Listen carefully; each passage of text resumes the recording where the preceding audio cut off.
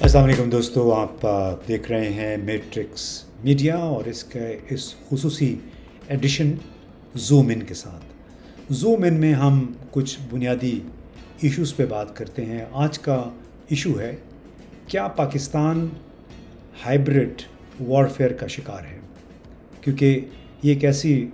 इस्तिलाह है, ऐसी टर्मिनोलॉजी है जो हम गुज़िश्ता 5-6 बरसों से बड़ी शद्दोमत के साथ सुन रहे हैं। हमारी मिलिट्री इस्टेब्लिशमेंट बार बार ये कहती रही है कि पाकिस्तान पे इस वक्त एक हाइब्रिड वॉर मुसल्लत की गई है और इसको तंग किया जा रहा है, इसको कचोके लगाए जा रहे हैं, अदम इस्तेहकाम का शिकार किया जा रहा है पाकिस्तान को मुख्तलिफ़ ज़राए से। अब बहुत सारी इसकी डेफिनेशंस भी हैं, लेकिन बुनियादी तौर पे हाइब्रिड वॉरफेयर का मतलब ये है जब किसी भी टारगेट मुल्क को, यानी ऐसा मुल्क जो हदफ हो किसी दूसरे मुल्क का, उस पे मुख्तलिफ़ अंदाज से असरअंदाज हुआ जाए। और उसके 4-5 बड़े तरीके हैं। एक ये है कि आप उस मुल्क के इंतखाबी और सियासी अमल में दखल अंदाज़ी करें, जिसका ज़िक्र आजकल हमने बहुत सुना, ख़ास तौर पे इमरान ख़ान जो साजिश का ज़िक्र करते रहे कि अमरीकी साजिश हुई। कतई नज़र इसकी कि हुई नहीं हुई, लेकिन मैं वैसे बात कर रहा हूँ कि बैरूनी मकामी इंतखाबी और सियासी माहौल पे, सियासी निज़ाम पे असरअंदाज होना भी हाइब्रिड वॉरफेयर का एक हिस्सा है। इसके साथ साथ पाकिस्तान में ड्रोन हमले हमने देखे कुछ अर्सा पहले तक, वो भी जो नेटो एक रिव्यू, एक रिसाला है, उसकी तारीफ़ के मुताबिक, डेफिनेशन के मुताबिक इसमें आपका इंतखाबी सियासी निज़ाम है, ड्रोन हमले हैं, डिसइंफॉर्मेशन कैंपेन्स हैं, और फिर मालियाती सेक्टर, यानी जितना आपका फाइनेंशियल निज़ाम है उस पे असरअंदाज होके उस मुल्क में ऐसे हालात पैदा किए जाएं कि बेयकीनी हो, लोगों का एतमाद उठ जाए निज़ाम के ऊपर से, इस्तेहकाम बुनियादी तौर पे बराह रास्त मुतासिर हो इस किस्म के इक़दामात से। तो अब अगर पाकिस्तान के मौजूदा हालात पे आप देखें तो स्टॉक एक्सचेंज तकरीबन क्रैश हो गया है गुज़िश्ता चंद दिनों के दौरान। अरबों रुपए का नुकसान हो गया उसमें आम लोगों का। अब करेंसी की कीमत आप देख लें कि तकरीबन 10 रोज़ पहले, 12 रोज़ पहले डॉलर की कीमत 182 रुपये थी और अब ये 192 से भी ऊपर चला गया है सिर्फ 10-12 दिन के अंदर अंदर।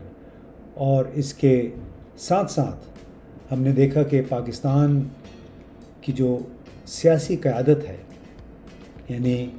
पाकिस्तान के वज़ीर आज़म, जिन पे एक बार फिर अकाउंटेबिलिटी कोर्ट ने कहा है कि फ़र्द जुर्म आयद होनी है मनी लॉन्ड्रिंग केस में, वो पहुंच गए लंदन सलाह मशवरे के लिए अपने बड़े भाई के हमरा, जो कि पाकिस्तानी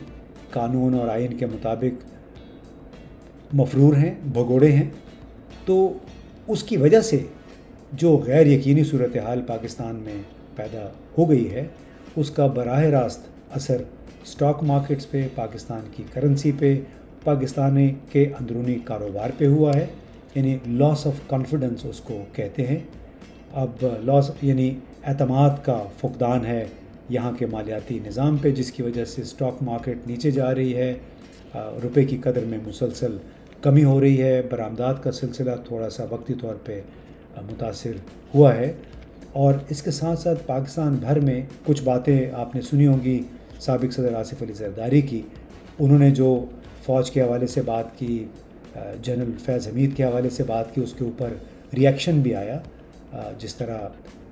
ISPR के सरबराह बाबर इफ्तिखार ने ये कहा कि बड़ी नामुनासिब बातें हुई हैं, की हैं सीनियर सियासतदानों ने, ऐसा नहीं करना चाहिए। तो इसकी वजह से जो बैसियत मजमूई बेचैनी पैदा हुई है,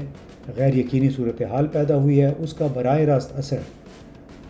हमारी फाइनेंशियल मार्केट्स पे हुआ है। तो इससे सवाल ये पैदा होता है कि क्या वो हाइब्रिड वॉरफेयर जिसका हमारी मिलिट्री सिक्योरिटी इस्टेब्लिशमेंट बार बार बात करती रही है, क्या इस वक्त पाकिस्तान उस हाइब्रिड वॉर के नताइज भुगत रहा है? کیا اس وقت ہم جو دیکھ رہے ہیں سیاسی اقتصادی محاذ پہ وہ پاکستان پہ بیرونی ذرائع سے مسلط کی گئی ہائبرڈ وارفیئر کا نتیجہ ہے؟ اگر ایسا تھا، اگر ایسا ہے، تو کیا ہمارے جو پالیسی ساز ہیں، بڑے مقتدر ادارے ہیں، انہوں نے یہ کیلکولیشن کی ہوئی تھی کہ اگر ہائبرڈ وار کے اثرات پاکستان پہ پڑنا شروع ہو گئے تو پاکستان کے سیاسی لینڈسکیپ کا کیا ہوگا، پاکستان کی معاشی اور جو فائنینشیل مارکیٹ ہے اس پہ کیا اثر پڑے گا؟ شاید اس بارے میں نہیں سوچا، اور اسی وجہ سے ایک پروجیکٹ شروع کیا گیا، ووٹ آف نو کانفیڈنس، یعنی سابق وزیر اعظم کے خلاف عدم اعتماد کی تحریک۔ اور ایک اور بڑا مسئلہ کہ فائنینشیل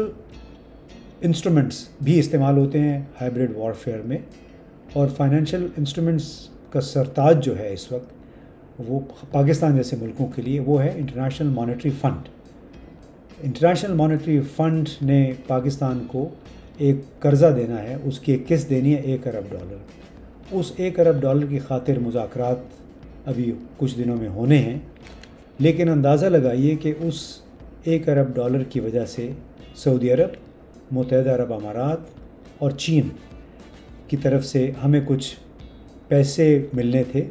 6 سے 7 ارب ہے، جو کہ پاکستان نے درخواست کی ہوئی ہے کہ آپ کو رول اوور کر دیں۔ رول اوور کا مطلب یہ ہوتا ہے کہ ہمارے پاس آپ کی امانت پڑی ہوئی ہے 6-7 ارب ڈالر،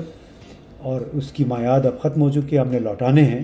تو آپ مہربانی کریں فی الحال اس کو 1 سال کے لیے اور ہمارے پاس رہنے دیں، کیونکہ ہمارے بیلنس آف پیمنٹ میں ہمارے روپی پہ بہت پریشر ہے، ڈالر ہمارے پاس کم ہو رہے ہیں۔ 1 مہینہ پہلے کل پاکستان میں ڈالر کے ذخائر، یعنی غیر ملکی زر مبادلہ کے ذخائر 17 ارب تھے، اب وہ بتایا جا رہا ہے کہ 10 ارب سے کم ہو گئے ہیں۔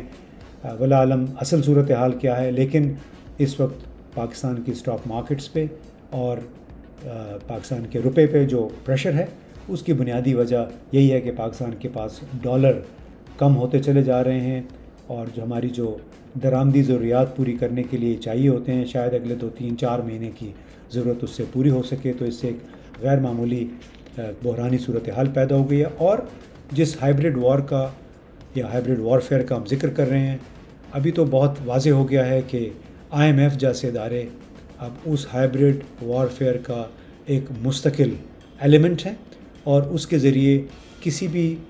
ترقی پذیر پاکستان جیسے ملک کی معیشت کے ساتھ کھلواڑ کیا جا سکتا ہے۔